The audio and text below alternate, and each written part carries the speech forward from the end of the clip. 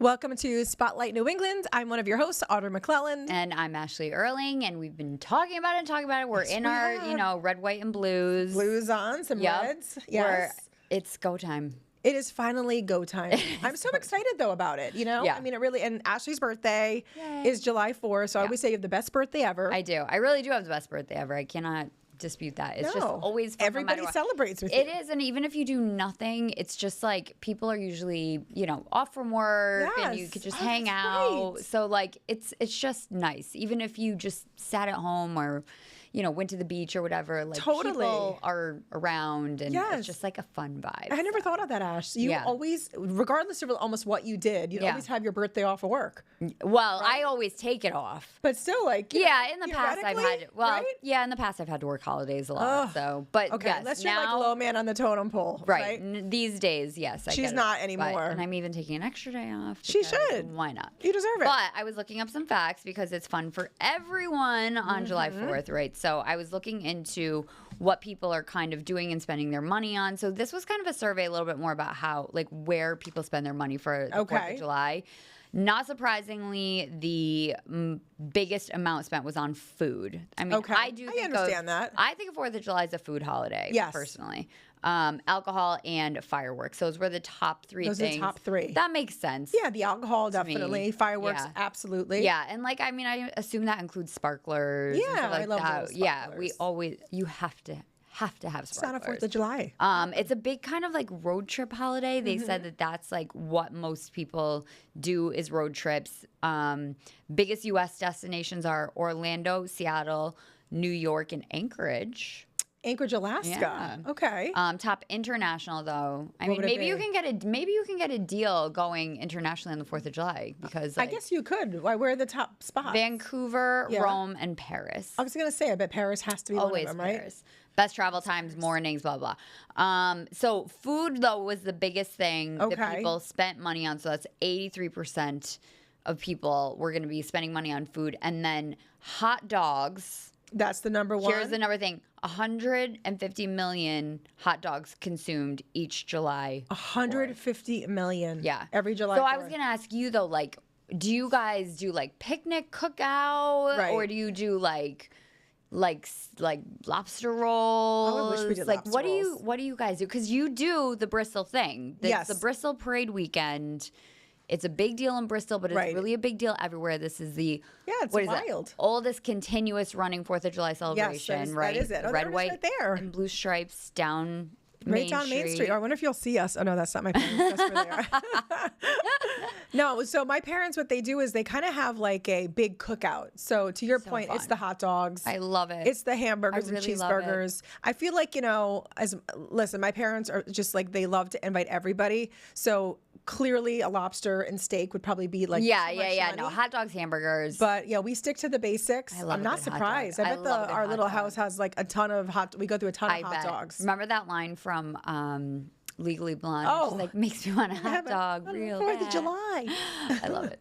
All right, we have plenty more coming up today. We have a very exciting episode of Spotlight New England. We're talking to a local swimwear designer right after the break. Stick around. And it is time to hit the beach or the pool with your family and friends, or maybe you're taking a trip, but either way, you're definitely going to need some swimwear. So I'm very excited to welcome today's guest, Lauren Browning. She is the founder of Ricki Beach Club. It is a swimwear line, but what I love about it, Lauren, is that it really takes females and our bodies into account, and I know you've so thoughtfully done this. So we're excited to chat more with you today, and welcome to Spotlight New England. Thank you so much for having me. Thanks for being here with us. This is like one of our favorite topics. Yeah, anything style related, let's be honest. Yes, shopping, absolutely. Yeah. No, but I really do love the way that you design, for Ricki Beach Club. But before we get to really into the designs and all of that, take us back a little bit. What made you want to start Ricki Beach Club? Honestly, growing up in Rhode Island, there's water everywhere. I found myself, in a swimsuit growing up all the time and as often as possible. I feel like the second it's like 60 degrees here, that's considered warm and we flock to the beach. So just had collected a lot of swimwear over the years, really just wasn't impressed with what I was finding out there.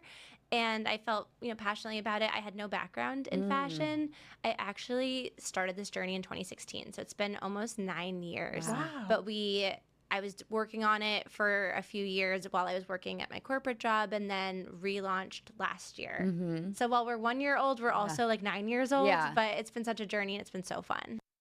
Solution for you, but like, where do you start? When you, I mean, you have this idea, you, I'm sure knew it was a good idea, or you know, you believed in your vision, which I think is, you know, so inspirational. But all that being said, like, where do you start? Yeah, I mean, no fashion background. That's like, I know. I had no idea what I was doing. Our first bathing suit that we made, that did not, you know, get put on the market. No one has seen this. I actually have to try to find this picture. It looks like it was like taped together. It was ridiculous. So but were you like sketching in like a notebook? Like, yes, and then my friend who was actually good at sketching took my sketches and made them better and easier to understand. But honestly, I just took every meeting, every coffee chat I could to learn.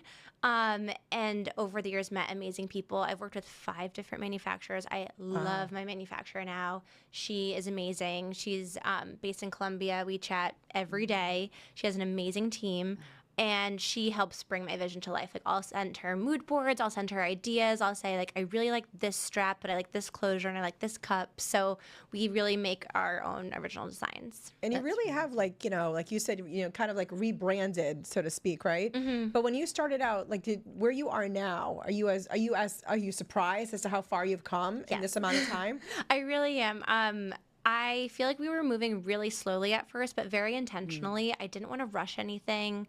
Really wanted to get our supply chain down and just understand the business more. And then this past year or year and a half, I feel like has been a sprint, like absolutely sprinting, but we've been ready for it. Like, we've been preparing for this for so long.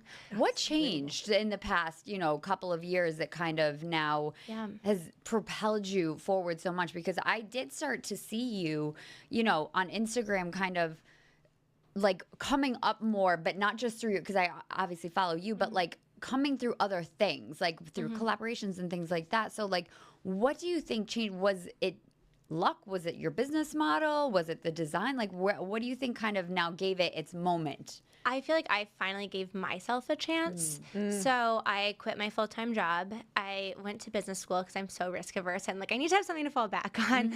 But while I was there, I was able to hone my idea. They had an accelerator program at UCLA. So I was still working on ideas for the business and trying to figure out how to scale it and grow it. And we were Ricki Rum before. My late father's name was Rick, and we lived on Rumstick Road. So that's where Ricki Rum was, but people thought we were a rum company. So I was like, we need to have a rebrand. You need to be from Rhode Island or you understand the rum stick. Exactly. Right? But so I remember an intern was applying and clearly didn't look at our website and was talking about how we were a rum company. So I was like, okay, this is a moment we need to rebrand. So Ricki Beach Club was born. And I am getting more and more comfortable, you know, speaking in front of the camera with my brand on Instagram, but it's not inherently natural to me. So I was like, why don't I work with amazing influencers who have these built-in audiences, who trust their taste, they have amazing style, and just started cold outreach to these women and was like, I'd love to design a swimwear line with you based off of your favorite place. I started this company based off my favorite place, Rhode Island, and it really started to snowball from there.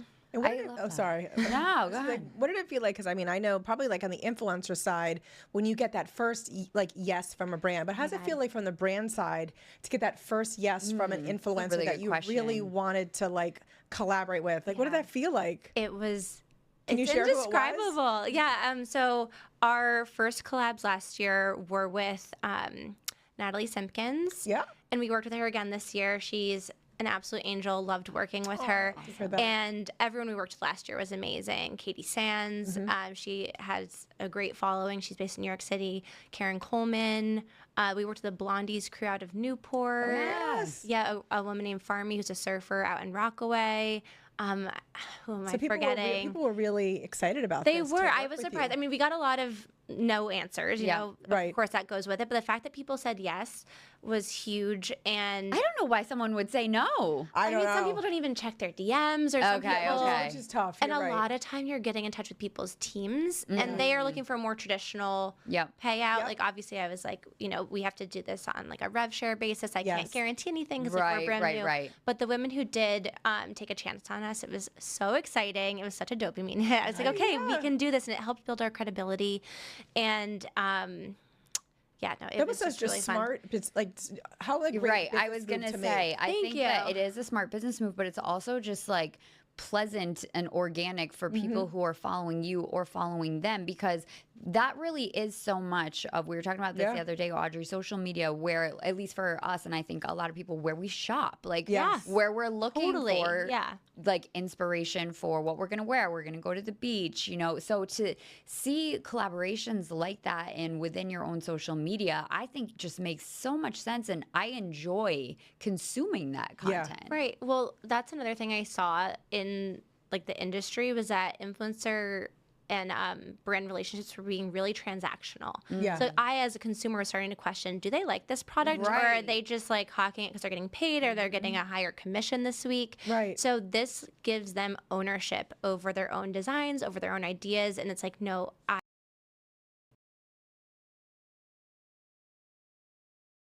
and it really, people, that because the influencers are in every step of the way, like this is their vision executed with our team together. And let's talk a little bit more about the designs, because I love the way that you are designing with bodies in mind. All of the suits that I've seen seem very, first of all, high quality, which I know was so important to you. But, you know, let's be honest, it's intimidating to go to the beach in your bathing suit sometimes. So when you're thinking about like what you're going to wear, you want to feel comfortable. And I feel like you've really been thoughtful about your designs. Yes. So we have the same fabric as one of the most expensive swim brands like in the world. They also produce in Colombia. I won't say who it is, but we use their printmaker because their printmaker is freelance. And so it took a while to find these amazing people to work with, but I'm so glad I did, because now like, quality is just absolutely top notch. The same fabric, or the brand that uses the same fabric, charges about $300 to $600 for a swimsuit. So you know it's really high quality. And then the designs. So I started this idea when I was 26. I'm 33 now. And I've noticed my friends are starting to have children. And as you get older, your body changes. And you just want to still continue to feel good about yourself. So we source from our Instagram. We'll do polls a lot, and we are so meticulous with fit.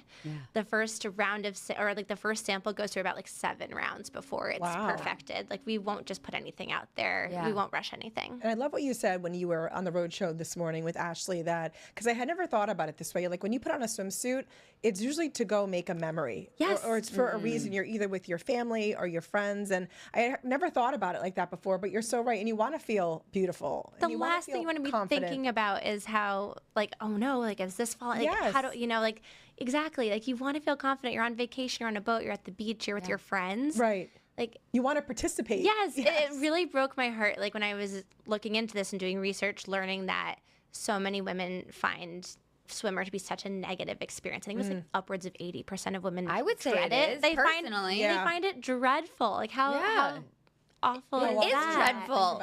So we're also trying to make it a more fun experience by not just offering swimwear, but a matching cover-up. I love that. Yeah, you can walk out in a full outfit. Like any other time in your life, like when you put, like today, like when you put your outfits together, like you style yourself, like you should do the same for the beach. Like style yourself. Make yourself feel good. Yeah, exactly. Like it doesn't have to stop there. You don't have to, I mean, black swimwear is beautiful, but like you don't always have to go for the black swimsuit. Right, which is you what can I go feel for like some I gravitate color towards a lot. Right, and I do too.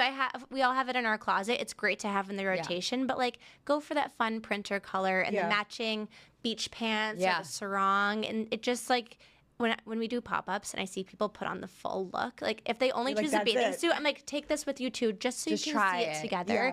They light up. And it's amazing. Yeah. And your pieces too, I love what you said too. Like you wear them as like a bodysuit too. Yes. Which is like very versatile. Why too. not? Why not? I never thought of that either. Cost per wear. So Get that cost per wear down. Definitely. And like you were saying, it's such a high quality that like, of You course, can do like it. why Right. not? Like why wouldn't why it's not wouldn't you like do some that? flimsy see-through type of a thing that like does happen, unfortunately, which is so great. But how does it feel that, you know, you were saying you kind of bet on yourself and you finally went ahead and quit your, you know, your safe job and decided to put it all into this. And it seems like it's, you know, paying off and it's working. So like how are you feeling about that? I mean, it's highs and lows every day, but it's feeling great. I'm feeling more confident with each day. Last year was a strong start, but we still hadn't totally hit our stride. This year, I really feel like we're finally getting there. We're seeing consistent sales. And again, the more that I commit to this business, the more I see it grow. If I'm ever holding back, I can see it, like, even like daily, like on our social media and stuff. If I'm like kind of like coming from a scared or nervous perspective, we don't see that much views, growth, whatever that day. So like sometimes you have to fake it till you make it and just be like, I am doing this. I have the confidence to do this, when you inside don't necessarily feel that way. But why would people bet on you if you're not betting on yourself? You know? So true. I love that. It's so true. And I love the honesty too. I love that honest piece, because a lot of people do want to start a business. And that's what I was going to say. You do think it's all roses. Right. Or just that, like, you know, I need to be at this place before I can do this thing. But really, you kind of just have to, like, jump in and have the confidence to do it. And, you know, hopefully it does work. But even if it doesn't, like, at least you know you went all in. Totally. Right, all in. And when I started storytelling more, like, this is so silly, but I went down to Charleston for a photo shoot and a pop-up. Then we had to go to Palm Beach. And my bags were way overweight. Yeah. Like, insanely overweight. There was no way I could consolidate. So I documented that journey of like offloading stuff. Like by the time I got home, my last flight, they finally weren't charging me the extra baggage fee. Lauren, and like people were like rooting for me on social, and I was like, wait, what? Like I didn't think this silly little story would do anything. Whereas like last year, I'm kicking myself because 50 pairs of our pants got lost in customs. And I wish I had told that story, and people would have, I think, resonated with it in the sense that like we've all like wanted something to go one way and then it didn't, and you have to like scramble to figure out how to fix it. I think there's 50 very well-dressed customs officers out there wearing my pants, and I'm like, why didn't I like open up about that? So just trying to be more open. And I just saw a really cool meme on Instagram. I actually screenshot it for my children, and it was this woman who is like an influencer in California, and she said, you know, for all the cringe-worthy videos that I didn't post, she said, fast forward to when I finally just did it. And she said, and she kind of was showing her success. It was a success type of post, but she is like an incredibly larger influencer now with a huge following. And she said, like, just being honest and doing the cringeworthy things that you think are cringeworthy, she said, and it's just storytelling. Yeah, I tell people every day I'm climbing Cringe Mountain, one step at a time. And the second you get to the other side, though, it's like nirvana, and you made it. And it's like people don't remember the things that like keep you up at night. Like, why did I do it that way? Like people move on. They're not thinking about you. They probably never even noticed to begin with. No. Before we let you go, I know you're a beach girl. It's summer. You're home in New England. What's on your like summer must-do list? So I'm going to Chappaquiddick and Martha's Vineyard for the 4th. I've never been, so I'm so excited. Oh my gosh, what a great place! Yeah, so I think just like exploring all the great New England islands are amazing. I'm going to be in Nantucket later this summer, which will be so fun. But just get outside as much as you can. Like it's so easy, especially when you run your own business or when you're just really into your work, to just do that all day. And my husband and I force ourselves to go to Barrington Beach and just go have a little picnic. Like we'll just get takeout and go there. So just spend as much time. It's outside. It's fleeting here in New England. Yeah, it's worth it even for like 20 minutes. My husband and I were just saying that. We got to go to Barrington Beach at night. It's so beautiful. Just to sit and watch the sunset. Watch the sunset. Have a picnic. Bring ice cream. Do it. Inspire me. Yeah, do it. None of us do it enough. No, we don't. Thank you so much. Thank you for having me. This was so nice. No, it was so great. It was really great chatting with you. And of course, we're huge fans of your swimwear and wishing you great success as you continue on in your journey. And stay with us because we have more coming up after the break. Welcome back to Spotlight New England. Okay, so there's a lot of, new, I guess, like slang out there that we have to get used to as we're getting older. So old. FOMO, JOMO. I like JOMO. And FOPO. FOPO. So if you don't know what FOPO is, I did not this morning. No, we just learned. Neither did we, just learned. So take a look at what FOPO is. But have you heard of FOPO? In terms of hearing about FOPO as an acronym, I haven't heard it. It's an acronym that stands for Fear of People's Opinions. It involves a fear of being judged or criticized or rejected by others. And experts say it's very common. I think it's probably always been there. We are communal beings. So as a society and as a human, like Homo sapien, as a race, we've constantly been trying to compete with one another. So we both need each other and we compete. So finding peace in that dialectic is really critical. In New York City, that fear of people's opinions ranged across the board from those we spoke to, from caring about what people think to not caring at all. I think we're all afraid of people's opinions, so I think we're all very guarded. I don't think we always talk completely honestly, do we? So I think it's the New Yorker in me. We just don't care. We just walk around like we don't care. You just have to live life at a certain point. There's too many things to be thinking about. Like, you don't need to be worrying about what everyone's thinking about you. The fear of other people's opinions may have always been a thing, but here's some ways to recognize if you are suffering from it. The expert we spoke to says burnout, discontentment, and not finding fulfillment in things that once brought you joy are signs. And mindfulness is the first step to getting past it. If there's any kind of fear or judgment, mindfulness is doing what you're doing on purpose in the present moment and without judgment. And so if I am truly living that, that means people are going to have their opinions. And I need to recognize that it's just their opinion, it's their perspective, and really commit to who I am. Do you have FOPO? I think, first of all, I don't totally even understand do I have a fear of other people like judging me? Is that what? Yeah, I mean, like honestly. Yeah, like, I mean, I don't want people to judge me, but I'm sure that they do. Right, and does that actually bother you? I would say I'm not completely carefree. I mean, I don't just not care at all what people think of me, like but I care more. People, right? I care more about like what people in my life think about things. Yes. Which, if you don't know people, and let's say people online or like whatever, well, they're never going to say it to you anyway. So who cares what they think? Like you'll never know what they think. No. But I always just try to remember there's like a saying that's like something like, other people's opinions of me are none of my business. That's actually a perfect way of putting it. And so I try to remind myself of that. Yeah. Because like we all think our own things about things, but it doesn't even necessarily, it's more about ourselves. Absolutely. And other people. No, definitely. And, I always think too, someone's opinion of me or what they, I guess, perceive about me, guess what? I get to have the same perceived notions of them too. Right. So if someone's going to come at me or I have an idea that someone has an opinion of me in a certain way, when I was younger, it probably bothered me. Yeah. The older I'm getting, I'm actually trying to teach my daughter right now more than anything. Because, this younger generation is growing up a lot different than we did, where your opinions of other people can be put publicly out. Where I don't like it's different now. But I'm trying to teach her, listen, comes with confidence and having self-esteem when you're younger. And exactly what you said, the people in my life, my husband, my parents, my children, they're the opinions I really care about. Yeah. I'll ask you. But other than that, if I don't know you, I don't care what your opinion is of me. Yeah, I don't really care I just don't. of people I don't know. And that took years. I mean, that's not just something that just happens. I mean, I think the older you get, the wiser you get. Well, and I think, I always bring it back to social media, but it is just such a big part of our lives now that anytime you do put something out there, and we're in a very front-facing industry as well, doing things like this all the time, and you're opening yourself up. You are asking for it many times. You're asking for it. Yeah. You're asking for it. So in that way, sometimes I will be hesitant because you just don't want to offend people if they necessarily, I can be a little sarcastic. Yep. It's always with humor, I think, but maybe people don't know that I'm they a don't little bit understand sarcastic. it. Yeah. So sometimes I do think twice about that, and I'm not saying I should necessarily, but it happens. It happens. So so FOPO. So you get the FOMO, FOPO, and the JOMO. JOMO. Let's joy all of missing JOMO. out. Joy of missing out. That's the best one. So there we go. Yeah, little fun for this little afternoon. Thank you for joining us today on Spotlight New England. We'll see you next time.